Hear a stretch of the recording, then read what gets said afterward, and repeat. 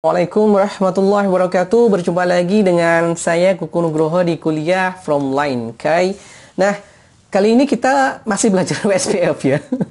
Ini materi ke-7 ya, tentang WSPF bagian yang ke-6 begitu ya. Nah, kali ini kita praktik ya, praktikum ke-3 tentang konfigurasi multi area WSPF.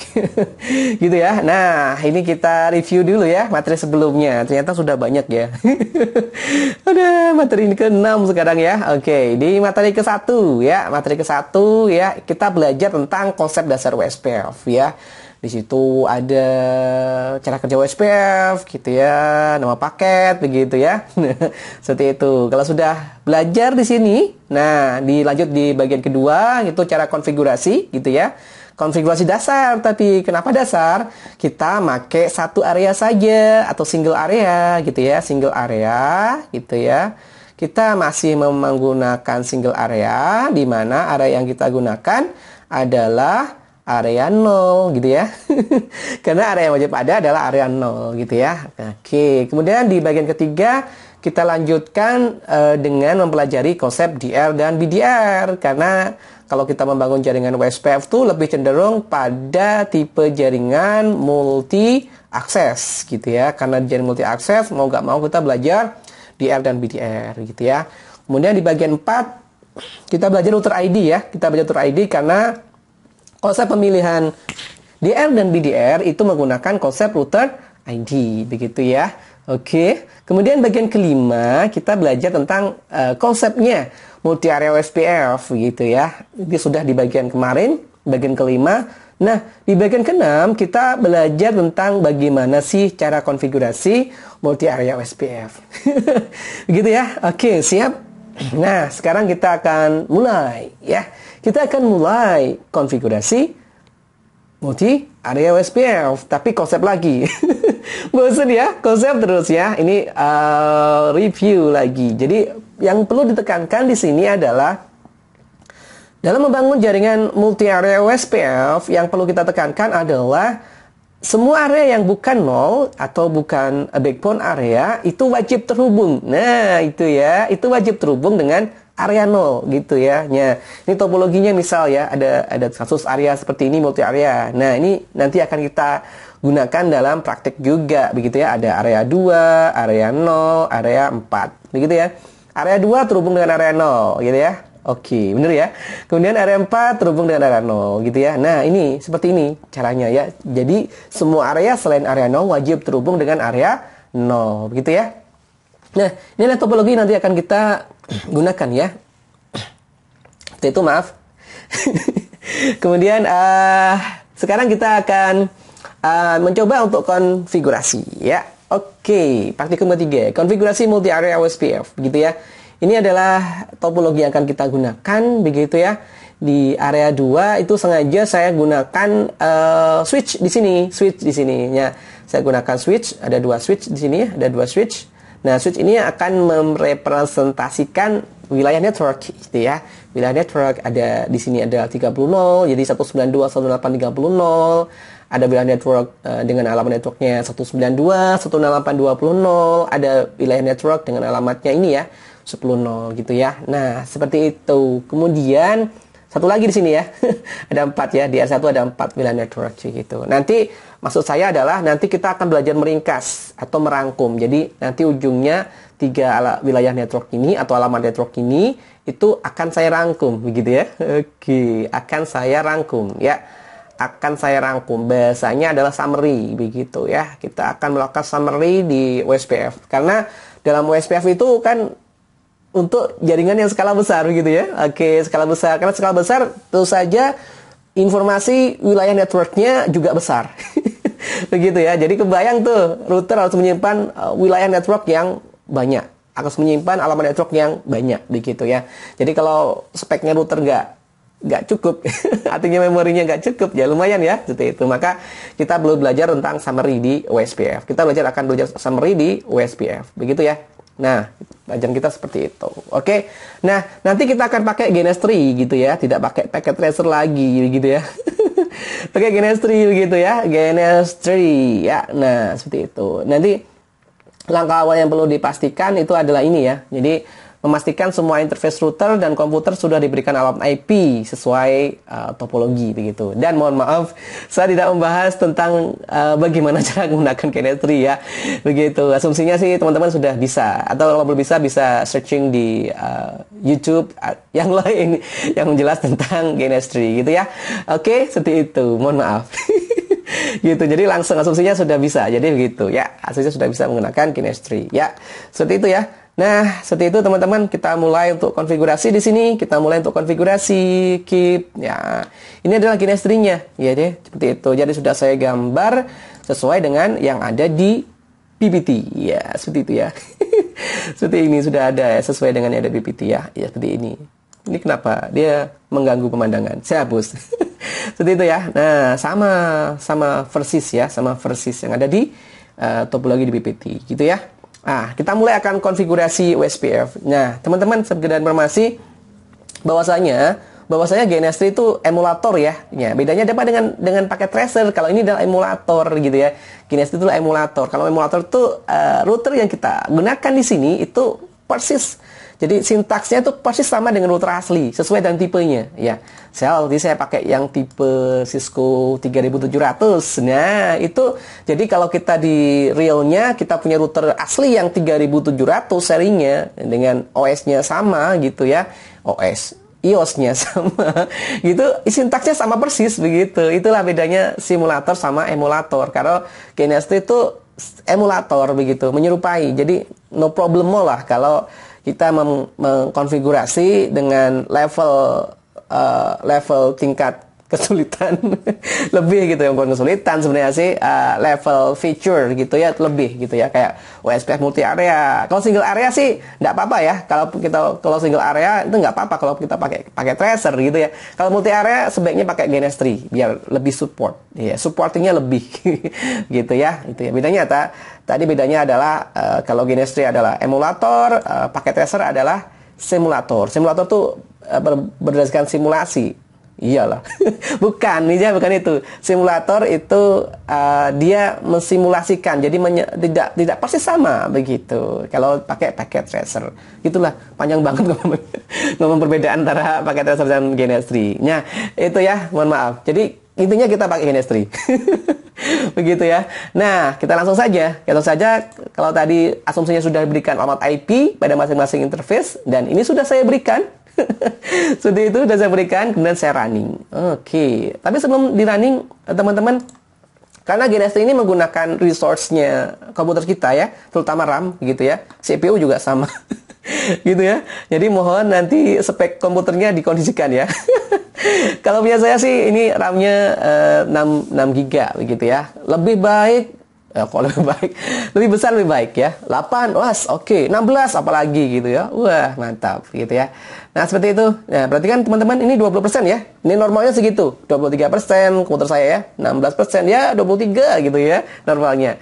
Perhatikan ketika saya running gitu ya. Ketika saya running, semua saya running, apa yang terjadi? 99%. Wow. Terpakai semua. Menurut saya capek ini, pusing menurut saya gitu ya. 90% CPU digunakan gitu ya. Oleh siapa? Genestry lebih banyak ya. Genestry memakan sekitar 70. Dia turun. Ya, inilah kalau nanti lama-lama dia turun karena defaultnya idle PC-nya di Genestry itu aktif, begitu ya. Nah, seperti itu. 40% dia turun sampai level normal. Oke. Sampai level normal. Kira-kira normalnya berapa sih? Normalnya berapa? Ya, tadilah 23. Nah, gitu kan? Normal kan 23 gitu ya. Nah, segitu. Jadi dipantau ya, teman-teman ya. Jangan sampai kita ngonfig nggak sadar ini CPU-nya 100% terus ya. Kalau gini dibiarkan 2 jam gitu kan, nggak takutnya ngebul ya. Nggak sampai ngebul lah. Ya, takutnya komputer kita akan cepat rusak. Begitu ya. Nah, seperti itu. Nah, kalau sudah kita mulai ya. Kita akan mulai, intinya kita akan konfigurasi OSPF pada masing-masing interface router. Kita mulai dari R1 dulu. Nanti kita konfigurasi OSPF di EVA00. Ini kita konfigurasi OSPF gitu ya. Di EVA01 OSPF, EVA10 OSPF, EVA20 OSPF. Begitu ya. Oke, masih ingat ya? Perintahnya masih ingat ya? Di sini ada 4 ya. interface berarti ada 4 perintah network yang nanti akan kita berikan. Nah, yang menjadi pertimbangan ingat interface ini masuk di area berapa gitu ya. Ini perhatikan, ini masuk semua di area 2 begitu ya. Semua interface ini masuk di area 2 begitu ya. Di area 2. Ini yang perlu kita menjadi perhatian. Begitu ya. Perhatikan, interface masuk di area mana? Ini masuk area mana? Area 2. Kalau ini masuk area mana? Area 0 gitu ya. Masuk area 0. Oke, ini masuk area 4. Ini masuk area 4. Ini masuk area 4. Begitu ya. Mohon diperhatikan. Karena jangan salah nanti ya. Penting ngaconya digambar deh, gambar topologinya. Dan perintah yang kita berikan jangan sampai salah. Begitu ya. Oke. Seperti itu. Kita mulai sekarang dari R1. Oke. Kita mulai sekarang dari R1. Klik kanan konsol. Nah, ini dia. Gak kelihatan ya. Saya geser ini, saya close aja dulu. Saya geser di sini biar kelihatan. Oke, ini R1 saya perpendek sedikit. Nah, R1 ya. Ini di R1. Kita mulai dari labelnya nggak ada. Klik aja di ini ya. Klik. Nah, labelnya kelihatan. Labelnya kelihatan. Sekarang kalau sudah konfigur terminal, oke, kita pakai router seperti biasa ya. OSPF process ID gitu ya. Oke, karena process ID antar router nggak masalah, beda begitu ya. Di S1 saya pakai 1. Boleh? Boleh. Gitu ya. Kita kemudian di EVA00 di sini ya. EVA00 kita aktifkan OSPF, caranya network. Alamat networknya kita sebutin tuh. Kita tuliskan 192.168 berapa itu? 10. Oke, salah. 10.0 gitu ya. Diikuti dengan wildcard ya. Oke, kalau 255 255 kan /24 ya, tapi bukan ini saya Mas.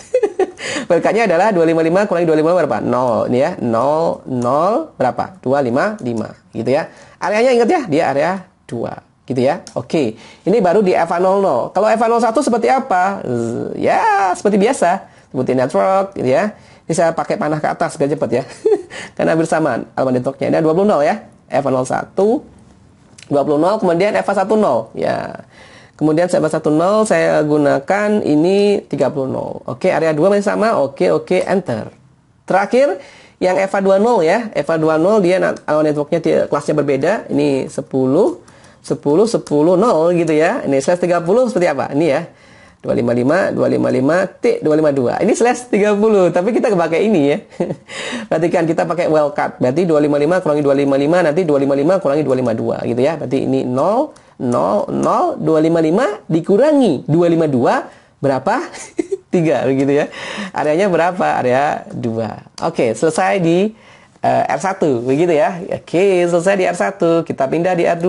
Klik kanan konsol gitu ya. Klik kanan konsol, geser sedikit. Bisa. Oh, bisa. Oke.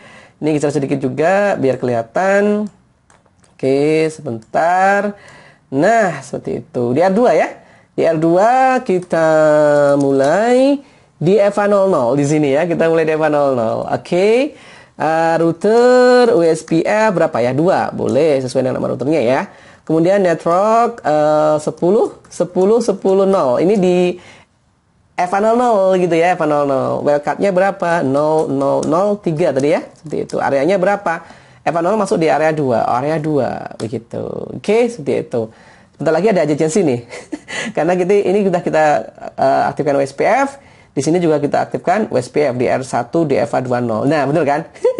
Ada adjacency karena dua-duanya kita aktifkan. Ya, ada adjacency. Kemudian kita lanjutkan di EVA10 di R2. Berarti network 10 4 ya. 4 kemudian di 0 0 0 3. Areanya berapa? Ini beda. EVA10 di area 0. Oke, di area 0. Nah, seperti itu. Cuma 2 interface saja, berarti 2 baris network gitu ya. Kemudian kita di R3. Oke, di sini di R3. R3 klik kanan konsol, geser sedikit. Nah, seperti ini biar kelihatan.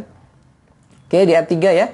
Ada 2 interface ya. Oke, ada 2 interface. Berarti router OSPF 3 ya, sesuai dengan nama routernya gitu ya. Dan nggak harus sama. Ingat ya, nggak harus sama. Guna network ini di EVA00 digini dulu ya. Berarti 10 4 begitu. 0 0 0 3 masuk area mana? EVA00 masuk area 0. Oke. Nah, seperti itu. Kalau kita tekan enter, ini sebentar lagi ada adjacency. Kita perhatikan. Nah, benar ya. recensi berarti bener nih. Kalau nggak muncul berarti salah. Kemudian DF10, oke, network gitu 10 10 10 8 gitu ya, slash 30.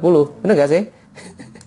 Slash 30 bener ya. 0003. Area berapa? Masuk di F10, masuk di area 4. Perhatikan ya, jangan sampai salah ya. Oke, itu di R3. Oke, lanjut di R4. Nah, nggak bisa geser dia.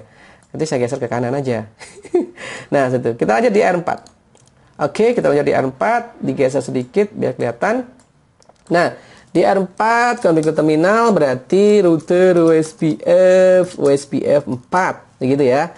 Ada dua interface. Kita mulai dari FA00. Oke, network 10 10 10 8 gitu ya. Slash 30. Oke, 0003. Welcome-nya. Area berapa? Area 4 gitu ya. Oke, kemudian di FA10 berarti network 172 16 10 berapa itu?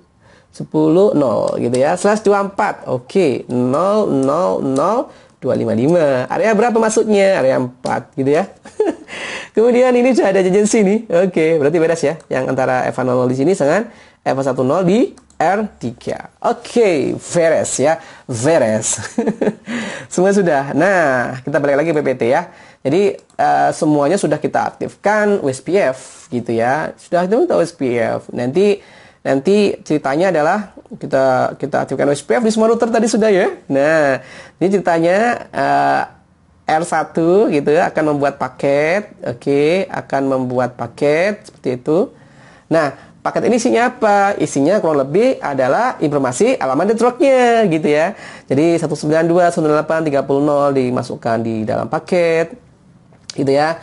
Kemudian ini 20.0 dimasukkan ke dalam paket. Kemudian 192 itulah, saya bukan ahli gambar. Jadi garis saja salah. Kemudian 10.0 ini saya masukkan juga dalam paket. Kemudian terakhir ya 10.10.10.0 ini masukkan juga dalam paket gitu ya. Kemudian paket kirim ke R2 gitu ya. R2 sebagai apa? Masih ingat ya? R2 sebagai apa? Sebagai router ABR gitu ya. Maksudnya sebagai router ABR. Maka nanti paket dari R1 yang dikirimkan ke R3 begitu. Oke, isinya apa? Ya isinya sama tadi, 3 atau 4 ya, maaf ya. 4 alamat network tadi ya. Nah, gitu. Nah, kalau kita review ke tipe LSC, masih ingat ya? LSC tipe berapa nih kira-kira? Nah, LSC tipe berapa? Dari ABR ke R3 yang awalnya dari DR, internal router, LSC tipe 3, gitu ya. LSC tipe 3, masih ingat ya? Nah, seperti itu. Kemudian paket tadi akan diberikan juga dari R3, diberikan ke R4, begitu. Diberikan ke R4, ya, oke. Sehingga R4 tahu nih nantinya. Di R4, kalau kita lihat dia dalam tabel routingnya, nanti ada alamat network yang ada di area 2, begitu ya, betul ya. Ada 192, 168, 30.0/24 gitu ya. Ada 192, 168, 20.0/24. Ada 192, 168, 10.0/24 gitu ya. Ada 10, 10, 10.0/30 gitu ya. Nanti ada tuh. Percaya? Percaya nggak gitu ya? Aduh, sudah percaya atau tidak, bahaya ini ya. Jangan percaya atau tidak. Percaya atau tidak percaya. Jadi kita buktikan dulu ya. Kita buktikan dulu sekarang di tadi Geneti yang sudah kita konfigurasi ya. Kita lihat dulu sekarang isi tabel routing di R4 gitu ya. Oke. Nah, kita mulai melihat isi tabel routing di R4. Show IP route gitu ya. Show IP route seperti ini. Nah, seperti ini informasinya yang ada di R4. Kita cocokkan ya. Kita cocokkan dulu, bener gak sih? 30.0 ada nah? Ada nih 30.0. Oke, bener ya? 30.0 ada. IA ada. Oh, itu akibat sama-sama mengaktifkan OSPF, ada tambahan IA, inter area ya. IA itu inter area, bener gak sih? IA, mana dia? Nggak kelihatan. IA, ini ya.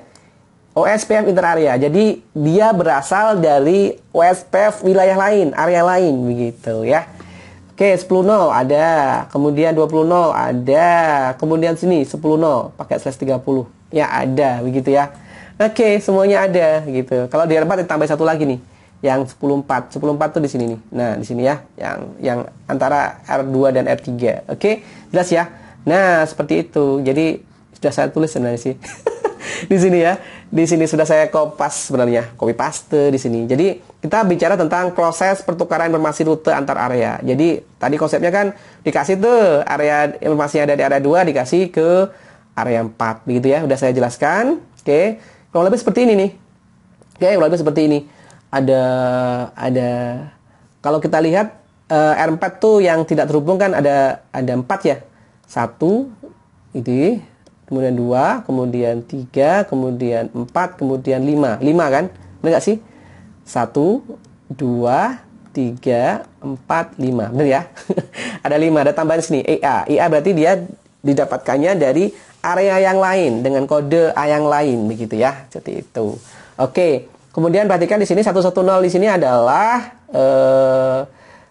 administrative distance ya untuk OSPF. 31 di sini apa? 31 di sini adalah metrik begitu ya. Metrik. Oke. Itu biasa ya. Seperti itu. Nah, kebayang ya? Kebayang apa?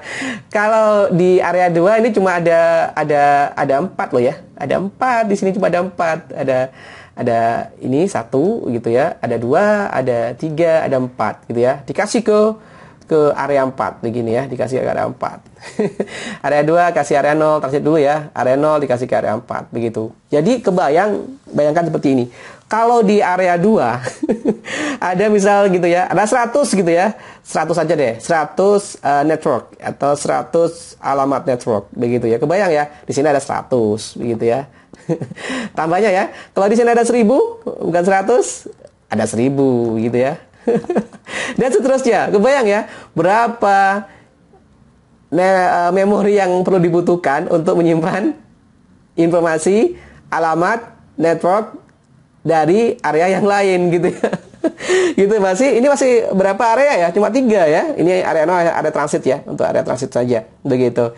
Seperti itu, teman-teman. Kebayang ya? Jadi berapa memori kapasitas memori yang dibutuhkan untuk menyimpan informasi LSI, informasi informasi rute ya, info rute dari semua area gitu, dari semua area. Kebayang ya? Seperti itu.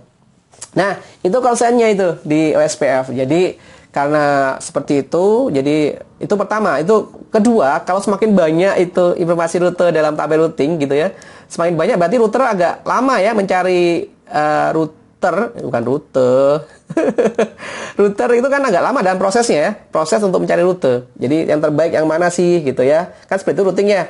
Itu akan lama itu ya, semakin banyak di situ. Jadi butuhkan kecepatan CPU atau prosesor untuk mencari informasi rute terbaik. Begitu ya. Ada 2 konsen di sini, ada 2 ada 2 critical thinking. Ada 2 critical point gitu ya yang perlu diperhatikan ketika mengkonfigurasi multi area OSPF, yaitu sebuah area akan menerima informasi rute, akan menerima alamat network dari semua area begitu ya, asal terhubung dengan area 0 sih ya, seperti itu. Nah, karena ada ada konsen, ada critical point maksudnya tadi itu ya, ada permasalahan. Nah gitu ya, ada permasalahan tadi, maka kita perlu belajar untuk merangkum. Itu yang pertama. Jadi solusinya pertama merangkum sebenarnya sih teman-teman. Jadi solusi yang pertama untuk mengantisipasi banyaknya informasi rute dalam sebuah area karena menerima informasi dari area yang lain gitu ya, maka solusi yang pertama adalah meringkas. Ini solusi yang pertama, ini meringkas ya, atau men-summary gitu ya. Tadi sudah saya jelaskan di awal ya. Nah, men-summary ini contohnya, di informasi 3 ini ya, ini akan saya rangkum begitu. 3 ini akan saya rangkum, akan saya rangkum. Akan saya rangkum atau saya summary gitu ya. Nanti hasil summary-nya saya konfigurasi di ABR, di R2 di sini. Nah, sehingga ABR atau R2 akan memberikan info ke R3 hasil dari proses summary. Jadi, isi paketnya atau LSA-nya itu hasil dari proses summary gitu ya. Hasil dari summary gitu ya. Jadi nanti lebih ringkas tadi. Ya, ketika dikasihkan ke R4, oke, informasi rute yang ada di area 2 ini nanti lebih ringkas karena sudah di summary begitu ya. Seperti itu. Jadi ini konsepnya di sini meringkas informasi rute 3 ya. 10.0, 20.0 dan 30.0 di area 2 begitu ya. Ini konsep yang kedua, konfigurasinya ada di ABR. Ingat ya, tidak di router R1. Bukan, tapi cukup di ABR saja. Begitu ya. Nah, ini konfignya nih. Router SP, proses ID, nantilah pusing kalau sekarang. kita awalnya kita belajar konsep summary dulu ya. Ya nih. Kalau belajar konsep summary itu konsepnya adalah di sini. Nanti kita akan mencari NA yang baru dan subnet mask yang baru begitu. Konsepnya itu. Dia mencari NA yang baru dan nilai subnet mask yang baru begitu. Caranya bagaimana gitu ya? Caranya bagaimana? Caranya adalah kita inilah kalau bahasa coret-coretannya adalah kita tuliskan dulu tuh NA yang akan kita summary. Oke? Kita tuliskan dulu tuh. NA1 tadi berapa? 192, 168, 10.0 ya. Kemudian NA2, 192, 168, 20.0. NA3, 192, 168, 30.0 gitu ya. Kalau sudah kita tuliskan, kemudian kita jabarkan bentuk desimal. Sorry. Ini desimal. Aduh, mohon maaf. Ini yang biner. Nah, kita jabarkan dalam bentuk biner ya. Kita jabarkan bentuk biner, ini binernya nih. 192 ini binernya, ini 168, ini 10, ini 0 ya. Ini binernya gitu ya. Ini yang 20, ini yang 0, ini yang 30, ini yang 0. Begitu ya.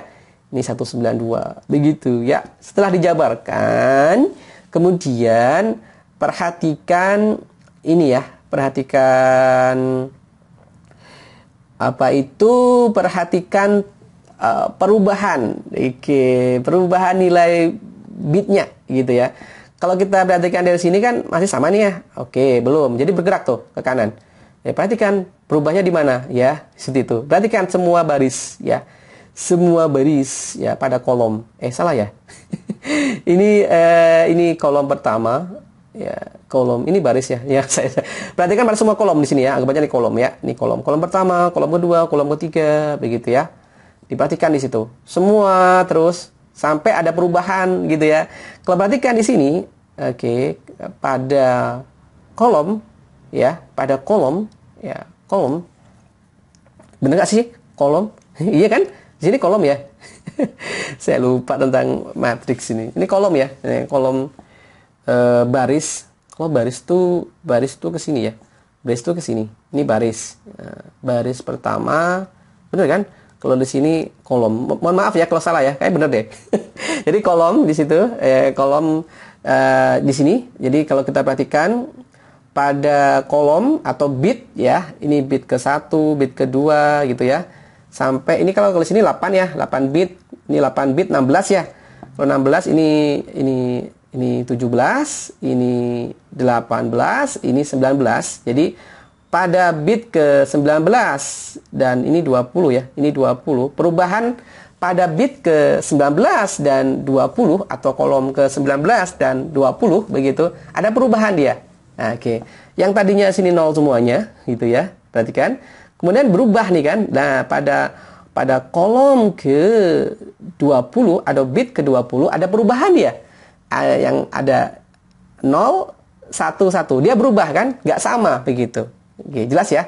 Nah, gitu. Jadi nggak sama dia, ada perubahan gitu. Nah, seperti itu ya. Jadi ini ada perubahan di sini nih, ada perubahan. Jadi pertama pada kolom ke-19, 17, 18, 19 begitu. Ini kan sama 0 semuanya. Oke, saya ulang ya, 0 semuanya. Ketika di kolom ke-20 gitu ya, 20 ini ada perbedaan nih ya. Ini ya, 0 1 1. Perbedaan kan? Nah, seperti itu.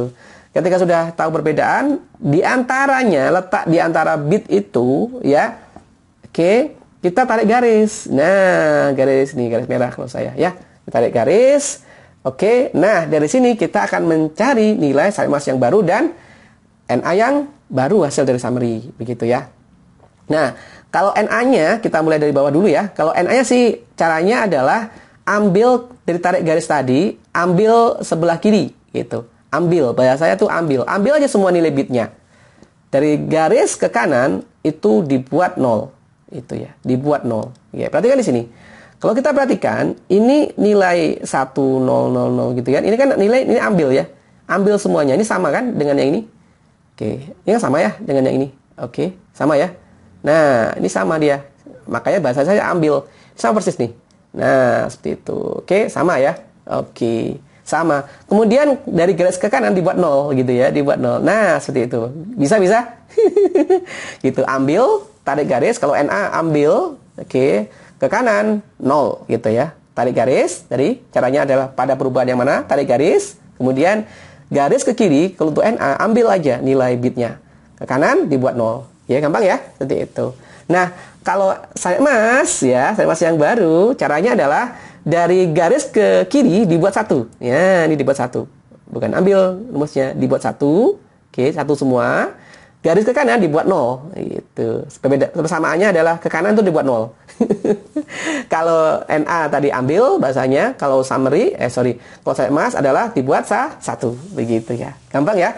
Mudah-mudahan bisa. Nah, ini hasilnya. Ini adalah hasilnya. Nih, hasilnya kalau dibuat desimal, ini bedanya ya. Desimalnya adalah NA-nya adalah 192.1800. Saya masnya adalah 255, 255, 224, 0. Ini adalah hasilnya. Begitu ya. Ya, pusing? Enggak ya? Oke, seperti itu caranya summary. Oke. Nah, setelah di summary kita akan config tuh, config nih ya. Kita akan config, kita konfigurasi di mana tadi katanya di ABR-nya, begitu ya. Di ABR-nya. Jadi kalau kita bisa konfigurasi gitu ya. Ini di sini ya. Saya balik lagi di sini. Jadi nanti di sini nih. Proses ID-nya ini di R berapa ini ya? Jadi R2 ya. Berarti ini R2 begitu. Proses ID-nya pakai berapa tadi? R2 pakai 2 ya. Karena biar tadi sengaja biar sesuai nama routernya biar gampang diapalinya.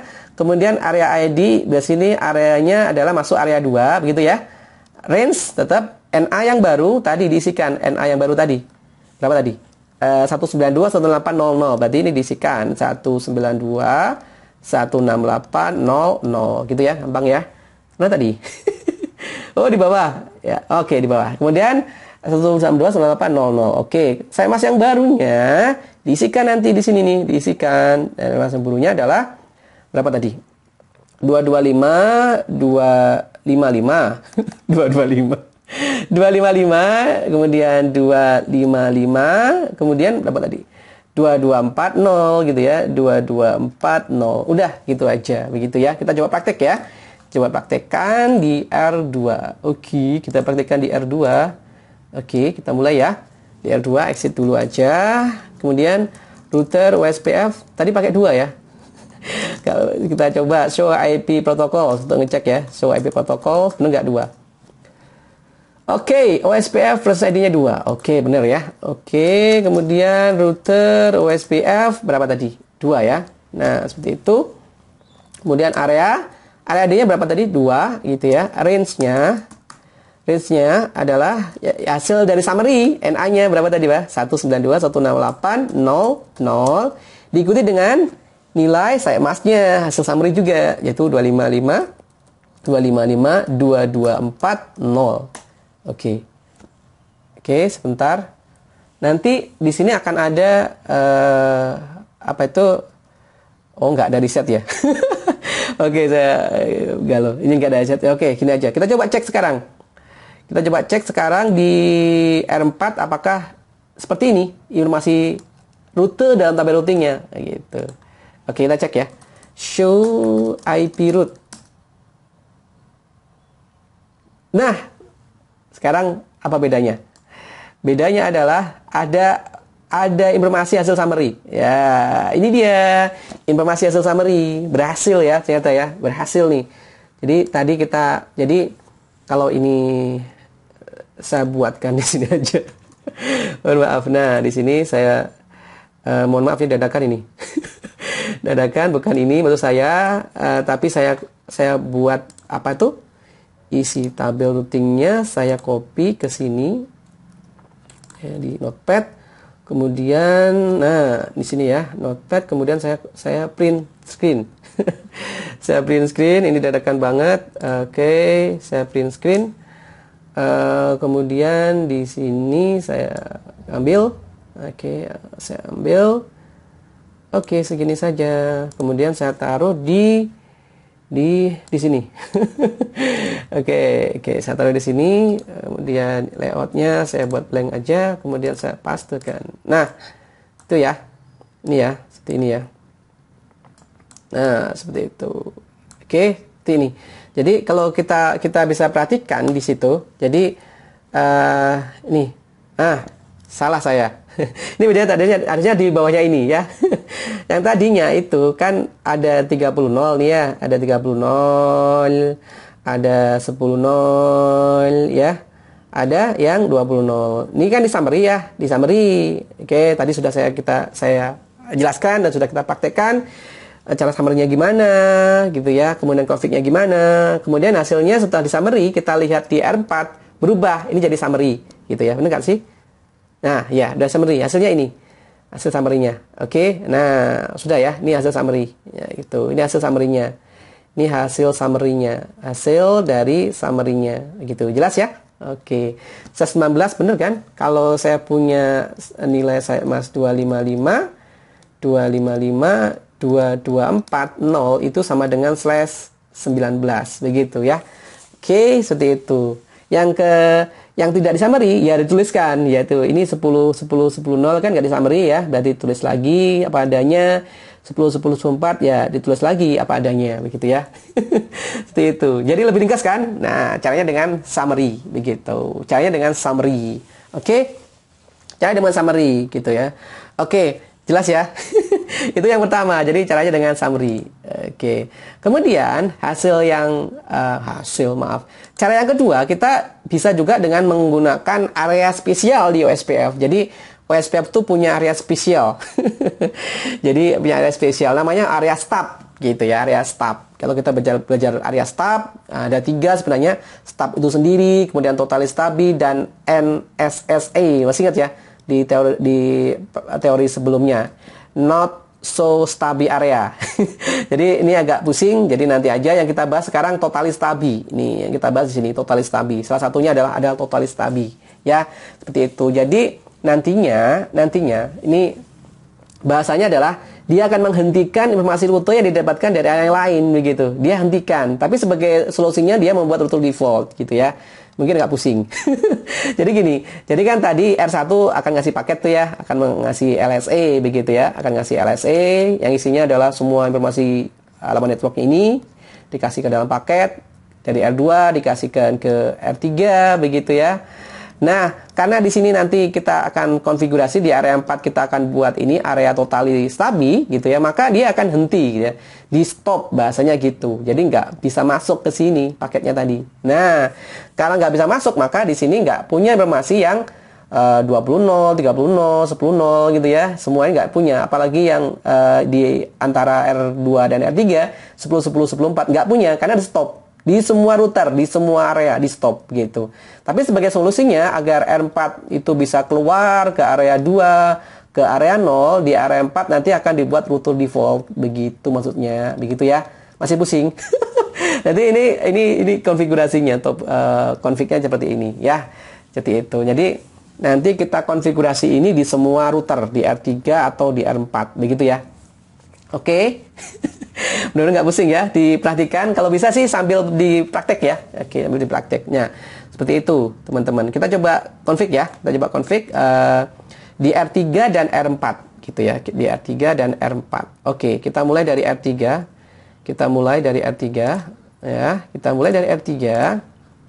Seperti ini. Kita mulai dari R3, exit dulu, router OSPF 3 ya, karena sama dengan nama routernya. Ini proses ID, kemudian area yang kita buat stub area mana? Yang kita buat stub adalah totalis stabi, mohon maaf. Stub beda lagi, totalis stabi area 4, maka area 4 begitu ya. Kemudian stub, oke, no summary. Oke, seperti itu. Itu aja. Nanti akan dia resetnya ini kan, force to reset. Jadi dia akan membuat agency ulang begitu. Begitu pula di R4 itu kita buat juga area totalis stabi begitu. Router, oke, router OSPF 4 gitu ya. Kemudian area tadi area 4 begitu ya. Kemudian stop, no summary. Nanti dia akan reset gitu ya. akan mencoba adjacency lagi gitu ya. Oke, seperti itu. Nah, oke, done, sudah selesai adjacency-nya. Nah, kalau kita perhatikan sekarang di dalam tabel routingnya apa yang terjadi ya. Oke, show IP route begitu. Nah, lebih simpel ya. Lebih simpel sekarang. Nah, lebih simpel. Jadi kalau saya bisa saya berikan tabel routingnya di sini ya. Tabel routingnya di sini saya akan berikan di sini. Saya copy dulu. Mohon maaf agak panjang videonya ya. Kemudian copy to all keyboard. Oke. Di sini saya copy. Kemudian di sini aja lah. Saya copy aja di sini. Oke, layoutnya gini aja. Nah, ya. Kacau. Kemudian mohon maaf kacau, career new, kemudian ini saya kecilkan berapa? 16, masih kurang kecil. Ini saya kecilkan jadi 0. Oke, kurang kecil lagi. Berapa ini kecil lagi nih? Fontnya saya kecilkan jadi 12, 14. Nah, ini ya. Udah cukup ya? Gitu. Ya, seperti ini. Nah, ini teman-teman. Jadi ini lebih kecil ya. Lebih kecil. Lebih ringkas, lebih kecil ya. Lebih ringkas kan? Ini C yang terconnected aja, yang terkoneksi. Jadi ini jadi apa itu?